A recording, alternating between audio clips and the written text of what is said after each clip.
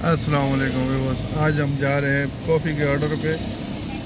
Coffee और लस्सी का order है आज दोपहर दिन का ही है। सुबह 11 बजे का ऑर्डर है। आज हम जा रहे हैं, सामान हमारा लोड है गाड़ी में, हम ऑर्डर के लिए निकल रहे हैं।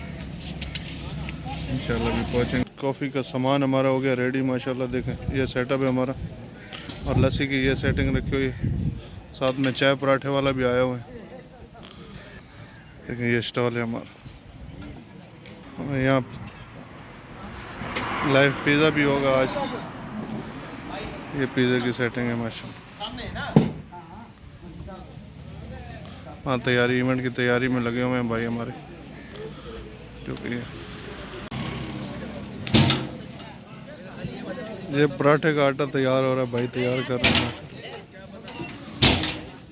ये चाय का सेटिंग है, चाय बस पराठा चाय। लस्सी माशाल्लाह हमारी तैयार हो चुकी है। कॉफ़ी भी बिल्कुल रेडी है।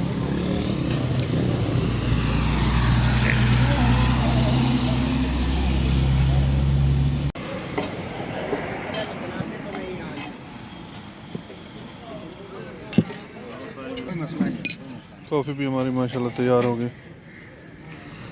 लस्सी तो ख़त्म हो चुकी है और कॉफ़ी तैयार है।